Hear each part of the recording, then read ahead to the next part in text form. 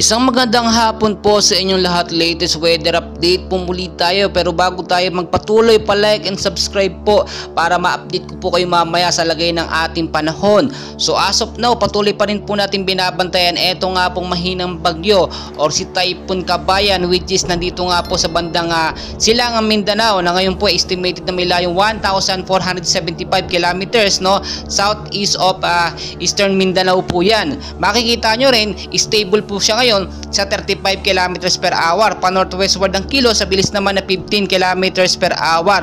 Pero yung direction po nitong si Typhoon Kabayan ay nagbago at dumirekta, no, yung direction niya ay papasok po pabalik sa ating Philippine Area of Responsibility. Pero bukod na po dyan, binabantayan po natin yung super typhoon nga po dito sa baba ng Silangang Mindanao. Makikita nyo naman sa ating pinaka-live radar, ito po yung pinangangambahan natin na posible nga po magtulak papalapit doon nga po sa Bagyong Kabayan sa ating Philippine Area of Responsibility. And as of now talaga, makikita nyo halos dikit na o konting-konti na lang ay nakapasok na sa PAR etong si Bagyong Kabayan. And as of now, isang LPA pa siya, mahinang bagyo, pero ang obserbasyon po natin niya within 24 to 48 hours ay posible po ulit siya maging isang ganap na bagyo at maglandfall nga po dito sa bandang Silangang Mindanao. So 35 kilometers per hour pero may movement at posible maging ganap na bagyo paglipas lamang ng ilang mga oras. Ito naman po si Super Typhoon Mal, which is nasa 140 kilometers per hour ang lakas ng kanyang hangin, na may bugso naman pumapalo sa 155 kilometers per hour. Pa westward po ang kilo sa bilis naman na 15 kilometers per hour. At tulad nga po ng aking sinasabi, kahit nga po mahinang bagyo lamang itong si Kabayan, mag-ingat pa rin po tayo, hindi po tayo maging makampante dapat, dahil nga kapag ito'y naging isang ganap ulit na bagyo, posible pong doble or mas lumakas po ito. Ganun po kasi ang isang active LPA or mahinang bagyo, kapag bumalik siya sa pagiging bagyo, mas malakas na po yun. So pinag-iingat din po ngayon, no, paulit-ulit po sinasabi yung mababang lugar nga po sa Metro Manila.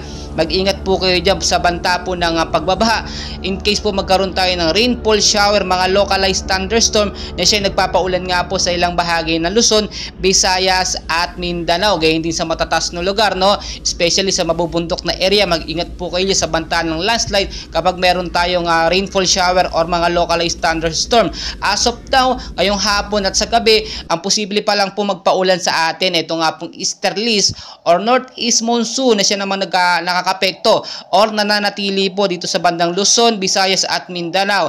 Pero ito nga pong sinasabi natin na Bagyong Kabayan ay may mahina ng epekto dito nga po sa bandang Silangang Mindanao. Kaya patuloy po nating minomonitor yan, lalo na po ang kanyang direksyon kapag ito po yung naglandfall tumama sa ating Philippine Area of Responsibility or sa bandang Silangang Mindanao, posible po itong maging malakas. So ngayon po, ano po ang dapat natin gawin? Maging I'm ready po tayo sa bawat posibilidad. Always po tayo maging updated sa mga weather update natin, dahil syempre doon po tayo kukuha ng balita or kondisyon. Ngayon nga po, dapat mas maghanda tayo. I-prepare po ang natin ng ating sarili, na isipan na lamang natin na may bagyo para lagi tayo naghahanda. Ang iba po kasi natin mga kababayan, kapag alam nilang LPA lang or mahinang bagyo, wala po silang ginagawang paghahanda.